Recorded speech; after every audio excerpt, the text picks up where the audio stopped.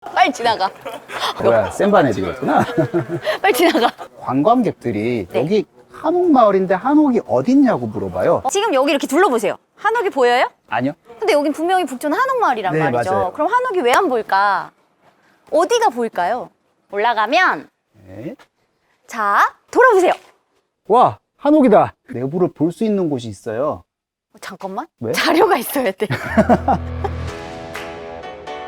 저는 지리를 가르치는 이지원입니다. 저는 음악을 가르치는 김창일입니다. 안녕하세요. 저희 오늘 북촌 한옥마을 답사를 같이 떠나볼 거예요. 여기는 북촌 문화센터라는 곳이에요.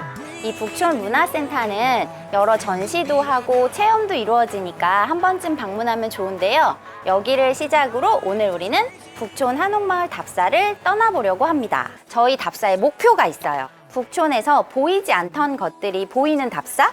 그걸 오늘 목표로 북촌 답사를 진행하도록 하겠습니다. 마을서재 갈 거고요. 개동 한옥을 좀 조망해 본 이후에 중앙고 한옥청을 거쳐서 가회동 한옥길까지 갈 거예요. 선생님, 네. 지금 보니까 북촌이라고 명확하게 명시가 되어 있는데 네, 맞아요.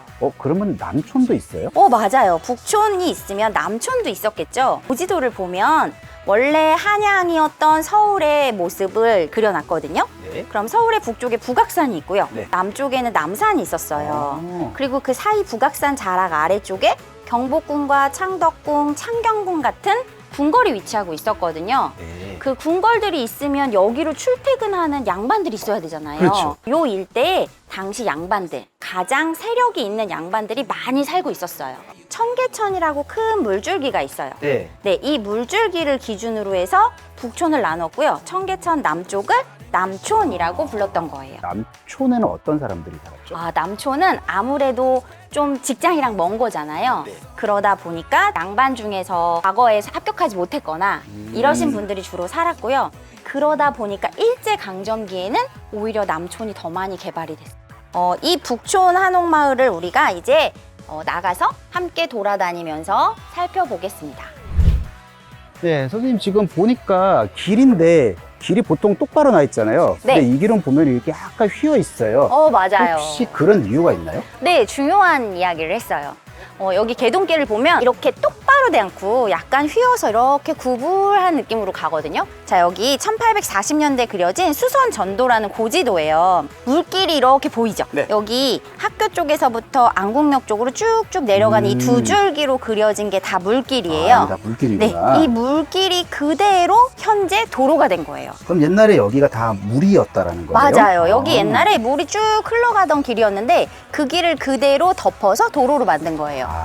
그렇게 만든 도로를 보통 복개도로라고 하잖아요. 복개도로. 네, 그래서 여기 이 개동길뿐만 아니라 이 옆쪽에 가회동, 원서동, 삼청동길이 모두 다 복개도로예요. 물길이 그대로 도로가 됐다는 걸 확인할 수 있는 흔적이 좀 있어요. 흔적이 있어요? 네, 올라가다 보면 오른쪽에 우물이 있어요. 물이 있는 곳이니? 그렇죠. 길 옆에 갑자기 웬 우물이라고 생각할 수 있겠지만 그 우물이 옛날 물길이 있었던 곳에 있던 우물이고요. 지금 우리가 가진 않지만 원서동 쪽으로 쭉 올라가면 빨래터라는 곳이 나와요. 빨래터. 네, 빨래를 했다면 물이 있었으니까 빨래를 그렇죠. 했겠죠. 네, 그 빨래터도 역시 물길이었다는 흔적이에요. 물길이었다는 증거들이 여러 개가 있네요. 네, 맞아요. 동네가 되게 작게 쪼개져 있어요. 네. 삼청동, 가회동, 개동, 원서동. 네. 이렇게 동네가 작게 쪼개지는 이유 중에 하나는 동이라는 말은 한자로 물수에 같을 동자를 써요. 물을 같이 쓴다, 물을 같이 먹는다 라는 의미가 동인 거예요. 서울에는 여기 말고도 이렇게 구불구불한 길이 은근히 많이 있어요. 그런 길을 볼 때면 한 번쯤 의심해 보세요. 물길일 수 있다. 네, 물길을 그대로 도로로 만들었나? 라고 의심해 보면 한 반쯤은 맞을 거예요. 다음부터는 주의 깊게 한번 봐야겠네요. 관광객들이 네. 여기 한옥마을인데 한옥이 어딨냐고 물어봐요. 맞아요. 저도 다니다 보면 그런 질문 되게 많이 근데 받아요. 저 어디 있는지 모르겠거든요. 네. 지금 여기 이렇게 둘러보세요. 한옥이 보여요? 아니요. 안 보이죠? 네. 근데 여긴 분명히 북촌 한옥마을이란 네, 말이죠. 맞아요. 그럼 한옥이 왜 안 보일까? 어디가 보일까요? 우리 보이는 곳을 한번 찾아가 볼까요? 가시죠. 올라가면 네. 자, 돌아보세요. 와, 한옥이다. 네, 한옥이 딱 돌아서니까 보이죠? 네. 네, 개동 안쪽에는 사실 이렇게 나름 한옥이 많이 보존되어 있어요.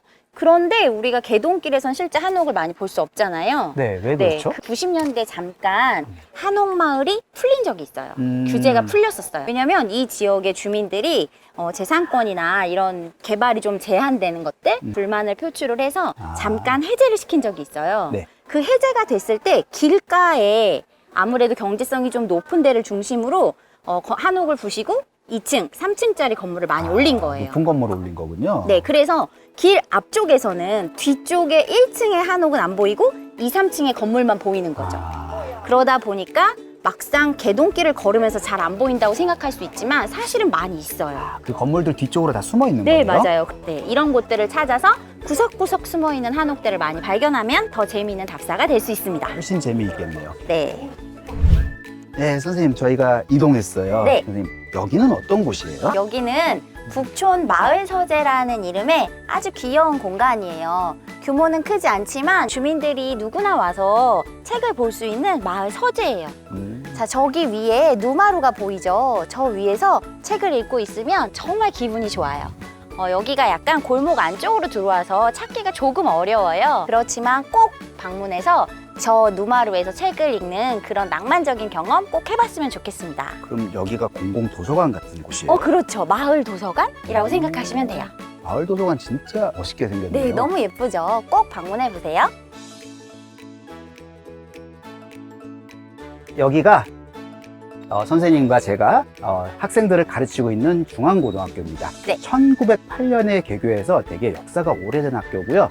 그리고 되게 역사적으로 중요한 의의가 있는 곳이에요. 저희가 일제강점기 시절에 그쪽에 보시면 3.1운동을 우리 학교에서 계획해가지고 이루어졌어요. 그래서 3.1운동을 기념하는 3.1운동 기념비가 있고요. 네. 이쪽은 마찬가지로 일제시대 60만 세 운동이 또 여기서 일어났었거든요. 그래서 그 60만 세 운동을 기념하는 기념비가 여기에 있습니다. 그리고 학교를 이렇게 딱 둘러보시면 되게 학교가 예쁜데 어디서 본 적 있으신 것 같지 않으세요?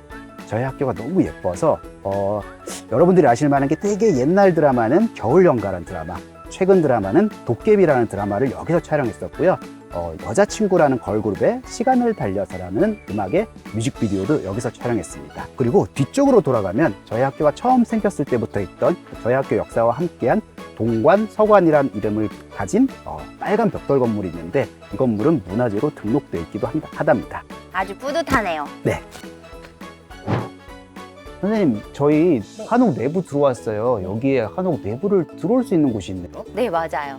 북촌 한옥 중에 이렇게 무료로 한옥 내부를 들어와서 이렇게 관람도 하고 여기 때때로 이제 전시도 하거든요. 그런 전시도 관람할 수 있는 곳이 있어요. 지금 우리가 와 있는 곳이 북촌 한옥청이거든요. 이런 곳이 모두 서울시에서 한옥을 매입해서 사람들이 쉽게 한옥을 즐길 수 있도록 내부를 관람해 볼 수 있도록 오픈하고 있는 공공 한옥이라는 거예요. 그럼 이런 한옥들은 다 조선시대 때 만들어진 건가요? 북촌 한옥마을을 방문하는 많은 사람들이 오해하는 부분이 바로 그 부분인 것 같아요. 조선시대 만들어진 한옥이 지금까지 이어져 오고 있는 것으로 그렇게 생각하는 경우가 많이 있는데요. 북촌 한옥마을의 한옥들의 대부분은 1930년대 만들어진 한옥이에요. 1930년대면 일제시대잖아요. 맞아요. 일제강점기에 한옥이 이렇게 많이 만들어진 거거든요. 그래서 일제시대 때 만들어진 그 한옥들을 조금 전통 한옥이랑 다르기 때문에 근대 한옥 또는 도시명 한옥이라고 따로 말을 해요. 위에 이렇게 보면 전통 한옥과는 다르게 좀 처마가 짧은 편이에요. 네. 처마가 짧으면 저 비가 내리쳤을 때 여기 이게 다 나무잖아요. 네. 이 나무로 물이 묻으면 나무가 썩을 수가 있겠죠. 그렇죠. 그래서 원래 한옥의 처마가 긴 거거든요. 맞아요. 그런데 여기 도시명 한옥은 조금 작게 지어지다 보니까 충분히 여유 면적이 없어서 처마가 길게 나갈 수가 없었어요. 요 위에 보면 함석챙이라고 해요. 네, 챙이 이렇게 이렇게 챙이 달려 있어요. 그쪽으로 빗물이 이렇게 들어와서 요런 데로 똑똑똑 떨어지게 한 군데로 이렇게 떨어지도록 만드는 그런 함석챙이 있는 게 근대 한옥의 특징 중에 하나고요. 네. 유리나 타일 그런 근대적 재료들이 한옥에 사용된 게 또 근대 한옥의 특징 중에 하나예요. 네, 그래서 그런 특징들을 알고 이 한옥들, 북촌 한옥마을의 한옥들이 일제강점기 그 시절 지어진 근대 한옥이구나 라는 걸 이해하면서 이 지역을 돌아보면 좋겠어요. 조선시대 한옥을 보고 싶다면 정말 조금 멀리 안동 하회마을, 네. 뭐 경주의 양동마을 양동마을. 이런 데를 가면 되겠죠. 네.